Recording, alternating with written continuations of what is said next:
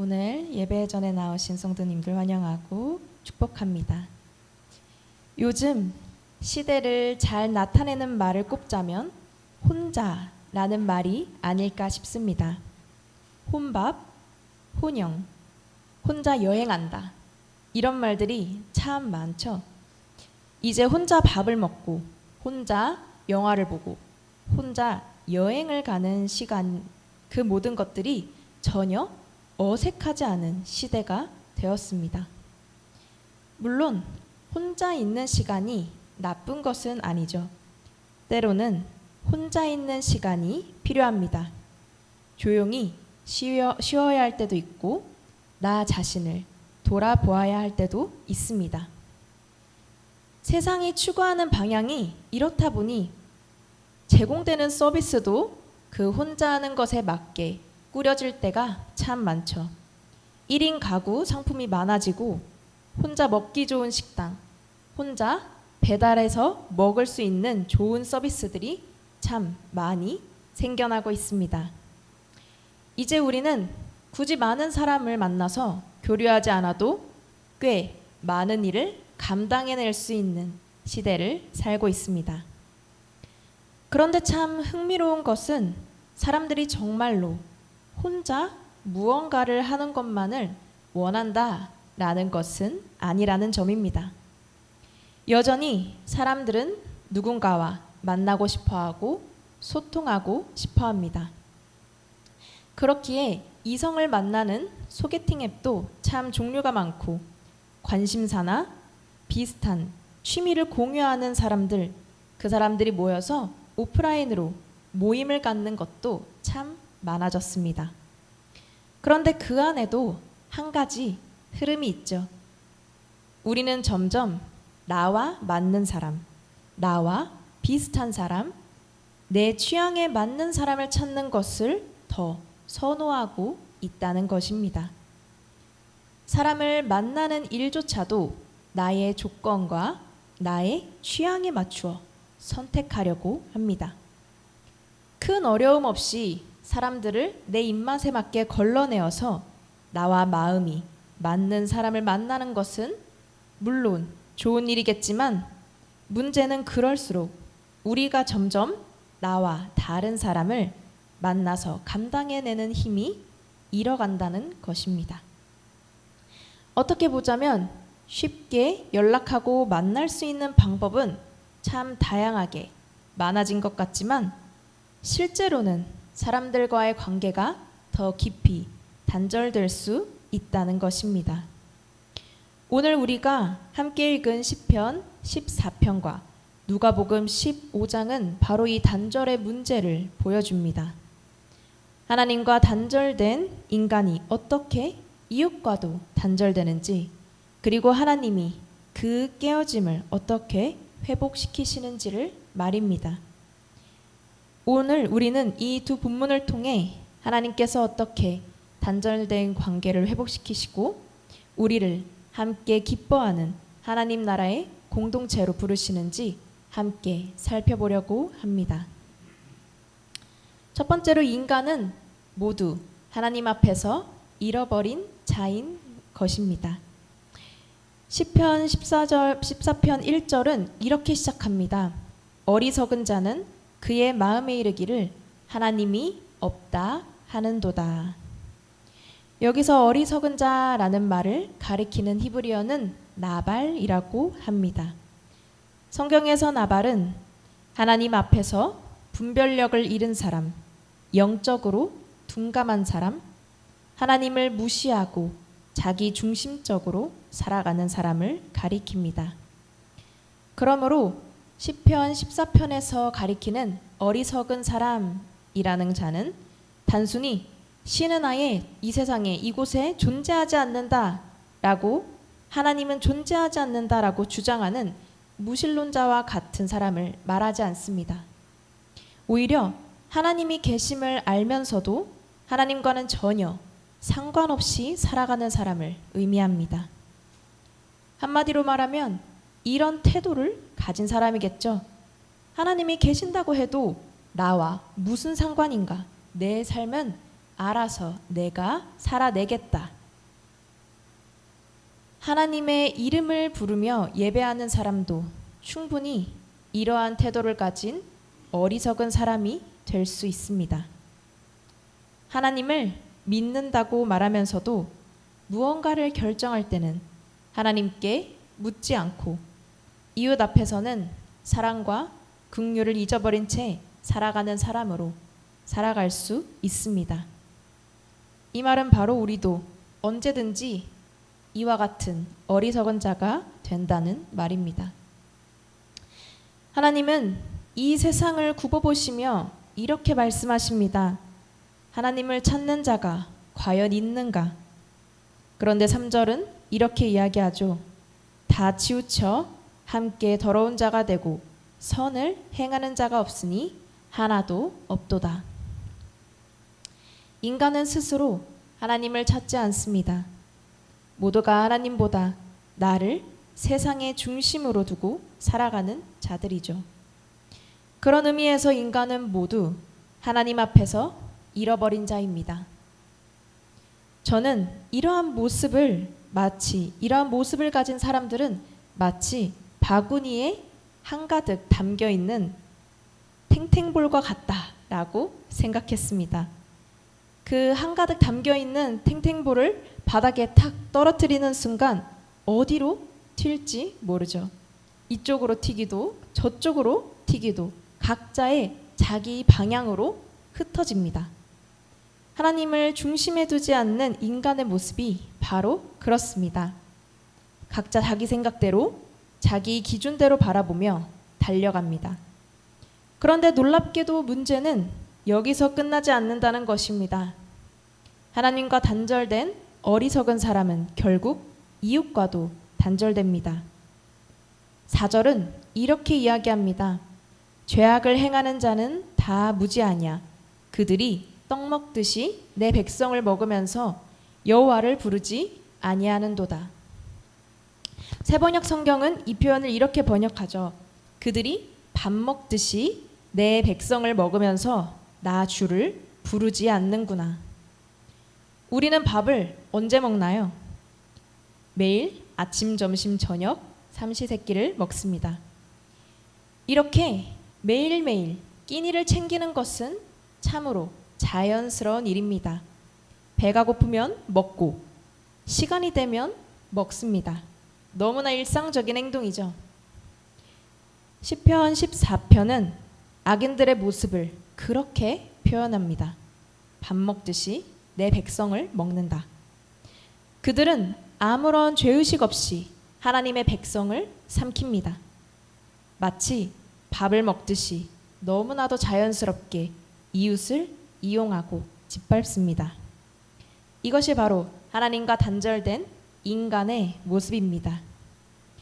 하나님과 연결되지 않는 사람은 이웃을 사랑해야 되는 사랑으로 보지 못합니다.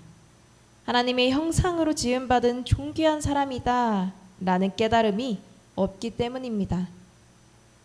하나님이 중심에 없고 그 자리에 내가 중심이 되기 때문에 이웃은, 내 옆에 있는 사람은 더 이상 나와 같은 사람이 아닙니다.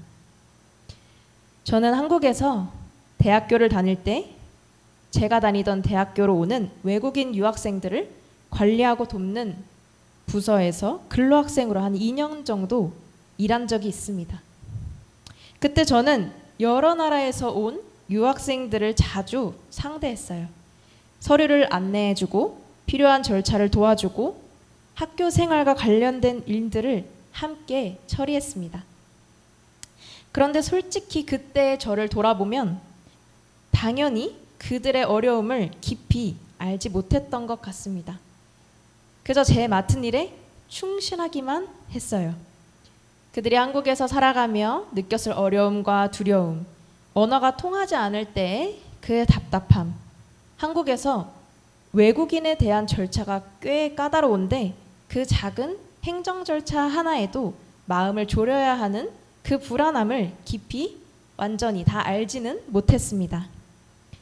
그런데 제가 이제 막상 미국에 와서 외국인의 입장이 되어보니 그때에는 깨닫지 못하고 오히려 불평하고 쉽게 넘어갔던 문제들이 보이기 시작했습니다. 운전면허를 교환하는 것도 참 쉽지 않았어요. 은행 업무를 보는 것도, 그리고 아파트와 관련된 문제를 하나하나 해결해 나가는 것도 쉽지 않았습니다. 이렇게 서류 하나를 작성하고 전화를 한 통화 걸고 창구에서 설명을 듣는 일조차 긴장되는 일이었습니다. 분명히 알고 싶은 것이 있는데도 제대로 물어보지도 못하고 설명을 들어도 다 이해하지 못해서 다시 계속 확인해야 했습니다. 전화 한 통을 하기 전에도 몇 번이나 문장을 반복해서 연습해서 물어보기도 했고요. 그때 저는 한국에 와 있던 그 외국인 유학생들도 한국에서 사는 외국인들도 참 쉽지 않았겠구나 라는 생각이 들었습니다. 우리는 내가 살아보지 않는 삶을 너무 쉽게 판단할 때가 있습니다. 내가 아직 나이 들어보지 않았기 때문에 알 수 없는 고통이 있고, 내가 지금 젊은 세대로 살아보지 않았기 때문에 이해하지 못하는 젊은 세대의 불안이 있습니다. 내가 남자로 살아보지 않았기에, 내가 여자로 살아보지 않았기에 서로 알 수 없는 그러한 어려움들이 있습니다. 그런데 우리는 그 다름을 짚고 이해하려고 하지 않고 너무 빨리 판단하려 합니다. 왜 저 정도도 못할까? 왜 그렇게 답답하지? 라고 말하는 순간 밥 먹듯이 내 백성을 먹는 자, 결국 하나님과의 단절로 인해 이웃을 형제자매로 보지 않는 단절이 일어난 사람이 되는 것입니다. 이 현상은 슬프게도 그리스도인과 비그리스도인들을 구분하지 않고 일어나죠. 하나님이 계신데도 인간이 하나님이 없는 것처럼 살아가기 때문에 이런 일이 일어납니다. 그렇다면 하나님과 함께 있는 사람은 정녕 없는 것일까요? 하나님은 이 무너진 세상 속에서 과연 누구와 함께하고 계실까요? 5절에서 이렇게 이야기합니다. 하나님이 의인의 세대에 계심이로다. 하나님은 모든 사람의 편에 서지 않는 분이십니다. 하나님은 하나님이 없는 것처럼 살아가며 이웃을 삼키는 자들의 편에 서지 않습니다. 하나님은 의인의 편에 계십니다. 여기서 의인은 하나님께 피하는 사람, 하나님을 피난처로 삼는 사람입니다. 자기 힘으로 완전하지도 죄가 전혀 없는 사람도 아니지만 하나님 없이 살 수 없는 것임을 진정으로 아는 사람들이 바로 의인입니다. 너희가 가난한 자의 계획을 부끄럽게 하나 오직 여호와는 그의 피난처가 되시도다. 하나님은 하나님께 피하는 자들의 피난처가 되십니다. 하나님은 약한 자를 삼키는 세상 속에서 하나님을 피난처 삼는 사람들과 함께 하십니다. 그들이 바로 의인의 세대입니다. 이들은 하나님과 연결된 사람들입니다. 하나님이 함께 하시기 때문에 소망이 있고, 하나님이 피난처가 되시기 때문에 구원과 회복이 있습니다. 하나님은 그런 단절 속에서 우리를 그대로 버려두지 않으십니다. 하나님은 자신에게 피하는 자들과 함께 하십니다.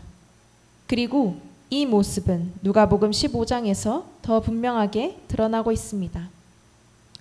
두 번째로는 예수님은 잃어버린 자를 찾아 다시 함께 하십니다. 누가복음 15장도 이렇게 시작하죠. 모든 세리와 죄인들이 말씀을 들으러 가까이 나아오니 바리새인과 서기관들이 수군거려 이르되 이 사람이 죄인을 영접하고 음식을 같이 먹는다 하더라. 세리와 죄인들이 예수님의 말씀을 들으러 가까이 나아왔습니다. 세리는 당시 유대 사람들에게 환영받는 사람들이 아니었죠. 로마의 편에 서서 그들의 유대인들을 배신해서 세금을 걷는 사람들이었습니다. 그래서 유대인들의 눈에는 로마의 편에서 유대인들을 괴롭게 하는 일당들이었죠. 또 본문에 나오는 죄인들은 당시 종교 지도자들의 기준에서 율법을 제대로 지키지 못한다고 여겨졌던 사람들, 사회적으로 평판이 좋지 않고 공동체에서 변두리로 밀려났던 사람들을 가리킵니다. 그들은 모든 사람들에게 가까이 하고 싶지 않았던 사람들이었죠. 바리새인과 서기관들은 그런 사람들을 바라보며 선을 그었습니다. 저 사람들은 우리와 다르다. 저 사람들은 부정하다. 그런데 예수님은 바로 그들과 함께 하셨습니다. 예수님은 그들과 함께 식사하셨습니다. 누구와 함께 먹는다는 것은 나는 이제부터 이 사람과 친구가 되겠다. 나는 이 사람과 한 공동체에 속해 있다. 라는 뜻을 담고 있습니다. 그렇기에 바리새인과 서기관들이 이 사람이 죄인을 영접하고 음식을 같이 먹는다라고 수군거린 이유입니다. 그들은 자신들이 율법을 지키고 정결을 지키고 하나님을 위해 구별된 삶을 산다고 여겼기에 스스로 의인이라고 생각했지만 정작 하나님의 마음과는 단절되어 있었습니다. 그들은 죄인들과 자신들 사이에 담을 쌓았습니다. 시편 말씀에서 하나님과 단절된 인간이 이웃을 삼킨다고 말합니다.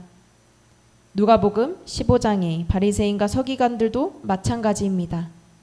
자신과 다른 사람들을 하나님의 형상으로 보지 못했습니다.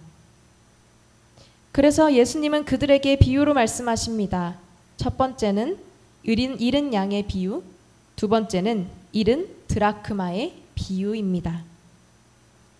첫 번째 비유는 한 사람에게 양 100마리가 있는데 한 마리를 잃어버려서 그 양을 온 군데를 찾고 어깨에 메고 즐거워 집으로 돌아와서 축제를 함께 연다라는 비유입니다. 두 번째도 마찬가지죠. 어떤 여인이 10드라크마, 10개의 동전을 두고 하나를 잃어버렸는데 그 등불을 켜고 잃어버릴 때까지 온 집안을 쓸며 찾습니다. 마침내 찾아서 그 기쁜 소식을 함께 전하며 잔치를 열죠. 여기서 이 두 개의 비유에서 나왔던 잃다라고 번역된 말은 헬라어로 아폴리미입니다. 이 단어는 잃다, 잃어버리다, 사라지다 라는 뜻을 가집니다. 그런데 누가복음 15장의 문맥에서는 단순히 어떤 것이 사라졌다는 뜻을 넘어서 내게 속한 것을 잃었다라는 주인의 아픔이 강하게 드러납니다. 목자는 나의 잃은 양, 여인은 자신이 잃은 드라크마를 찾았다고 말합니다. 그냥 의미 없는 것을 잃은 것이 아니기에 나의 소중한 것을 잃었기에 주인의 마음에는 깊은 아픔과 안타까움이 있었습니다. 그 하나는 내 것이기에 반드시 찾아야 한다라는 마음입니다. 이것은 100마리 중 한 마리, 10개 중에 하나로 보면 작은 숫자일지 모릅니다. 그러나 하나님의 마음은 분명히 달랐죠. 잃어버린 것이 내 것이기 때문입니다. 하나님께 돌아올 힘도 없고 마음도 없는 자들을 향해 하나님이 먼저 걸어오셨습니다. 이것이 말씀이 육신을 입고 우리 가운데 오신 예수님입니다. 하나님은 직접 인간의 몸을 입고 이 땅에 오셨습니다. 하나님과 인간 사이에 놓인 끊어진 다리를 잇기 위해 예수님 자신이 그 다리가 되셨습니다. 빌립보서 2장 6절 7절 함께 읽겠습니다. 그는 근본 하나님의 본체시나 하나님과 동등됨을 취할 것으로 여기지 아니하시고 오히려 자기를 비워 종의 형체를 가지사 사람들과 같이 되셨고. 아멘. 예수님은 우리 삶의 한가운데로 낮은 모습으로 들어오셨습니다. 예수님은 죄인을 죄 가운데 두시기 위해서가 아니라 하나님과 함께하는 자리로 회복시키기 위해 예수님은 잃어버린 양이 있는 거친 들판으로 사람들이 피하고 외면했던 죄인의 식탁으로 직접 오셨습니다. 그리고 예수님은 이 비유를 통해 이렇게 말씀하십니다.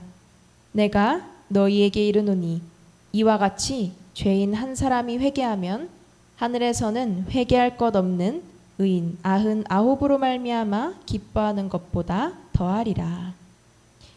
이 말씀은 죄인들과 함께 하시는 예수님을 두고 수군거리던 바리새인과 서기관들을 향한 말씀입니다. 회개할 것 없는 의인 99이라는 말은 스스로를 의인이라고 여기던 바리새인과 서기관들을 가리키는 말로 볼 수 있습니다. 그들은 자신들이 하나님 나라의 백성이라 여겼지만 정작 죄인을 다시 찾은 하나님의 기쁨에 참여하지 못했습니다. 죄인들이 하나님께 가까이 나아오는 것을 함께 즐거워하지 못했습니다. 우리는 예수님의 태도를 가져야 합니다. 나와 다른 사람을 밀어내는 것이 아니라 그 사람 곁으로 낮아져 들어가는 태도입니다. 예수님의 함께 하심은 단절되어 하나님과 멀어졌던 죄인을 하나님과 다시 연결하시는 구원의 사랑입니다. 마지막으로 세 번째는 하나님은 회복된 자들을 함께 기뻐하는 공동체로 부르신다는 것입니다. 예수님은 누가복음 15장에서 두 가지 비유로 말씀하셨죠. 잃어버렸다라는 것은 단순히 잃어버린 것이 아니었습니다. 잃어버린 것은 단절이었습니다. 목자와 양떼의 단절, 잃어버린 여인과의 단절입니다. 이것이 죄의 모습입니다. 죄는 우리를 하나님에게서 끊어놓습니다. 그런데 예수님께서는 그 끊어진 자들을 내버려 두지 않으셨죠. 여기서 예수님은 잃은 양을 찾은 주인과 잃은 드라크마를 찾은 여인은 같은 말을 합니다. 나와 함께 즐기자. 여기서 함께라는 말이 핵심입니다. 목자와 여인은 찾고 혼자만 기뻐하지 않습니다. 친구와 이웃을 부릅니다. 사람들을 초대합니다. 나와 함께 즐기자. 내가 잃은 것을 찾았다. 이 말은 이 뛸 듯이 기쁜 내 마음에 함께 동참해달라는 초대입니다. 내가 잃어버린 것 때문에 마음 아파했다면 너희도 그 아픔을 알아달라는 것입니다. 내가 잃은 것을 찾고 기뻐했다면 너희도 그 기쁨에 함께 즐기자라는 것입니다. 이것은 곧 무슨 말입니까? 하나님이 기뻐하시는 것을 기뻐하고 하나님이 아파하시는 것을 너희도 아파하라는 것입니다. 바로 이것이 하나님께서 우리에게 말씀하시는 나와 함께 즐기자라고 부르시는 하나님 나라의 초대입니다. 구원은 한 사람 한 사람마다 혼자 조용히 구원받고 회복되는 것으로 끝나지 않습니다. 구원은 하나님과 단절되어 잃었던 자가 다시 연결되는 사건이며 동시에 공동체와 다시 연결되는 사건입니다. 잃은 양이 돌아오고 잃었던 드라크마를 찾을 때 비로소 비어있던 자리가 채워집니다. 사람의 계산으로는 작은 하나일 수 있지만 그 작은 하나가 돌아와야 공동체의 기쁨은 온전해집니다. 시편 14편 마지막 절에서는 회복의 기쁨을 말합니다. 우리 14편 7절 함께 읽도록 하겠습니다. 이스라엘의 구원이 시온에서 나오기를 원하도다. 여호와께서 그의 백성을 포로된 곳에서 돌이키실 때에 야곱이 즐거워하고 이스라엘이 기뻐하리로다. 아멘. 누가복음 15장도 마찬가지입니다. 죄인 한 사람이 회개하면 하늘에서는 회개할 것 없는 의인 99으로 말미암아 기뻐하는 것보다 더할 것이다. 더한다라고 말씀하십니다. 바리새인들과 서기관들처럼 정작 하나님이 기뻐하시는 일에는 함께하지 못하면 얼마나 슬프고 무서운 일인가요? 로마서 12장 15절에서 이렇게 권면하고 있습니다. 함께 읽겠습니다. 즐거워하는 자들과 함께 즐거워하고 우는 자들과 함께 울라. 아멘. 우리가 만약 즐거운 마음으로 누군가를 집에 초대해서 식사 대접을 한다고 해볼까요? 기대하는 마음으로 초대한 사람을 생각하면서 그 사람이 좋아하는 음식과 그런 것들을 준비하기 시작합니다. 그리고 다 준비해서 그 손님을 초청해서 같이 식탁에 앉았다고 칩시다. 그런데 괜시리 누군가의 얼굴이 어둡고 말수도 없고 표정도 좋지 않다면 어떨까요? 괜시리 마음이 쓰이겠죠. 어디 불편해? 괜찮아? 라고 물을 것입니다. 왜 그렇게 묻게 될까요? 함께 먹는다는 것은 단지 식탁에 같이 앉아 같은 음식을 먹는 것만이 아니기 때문입니다. 함께 먹는다는 것은 서로의 상태를 살피며 서로를 존중하고 생각하는 자리입니다. 그렇기에 당신의 걱정이 나의 걱정이 되고 당신의 기쁨이 나의 기쁨이 되는 것입니다. 이것이 연결된 공동체입니다. 나와 다르다는 이유로 밀어내고 외면했던 당신이 이제는 하나님 안에서 우리가 되는 것입니다. 서로를 이해하고 받아들이는 공감의 물결이 흐르는 곳, 그곳이 하나님 나라의 잔치 공동체입니다. 하나님은 이렇게 우리에게 함께 즐기자라고 말씀하고 계십니다.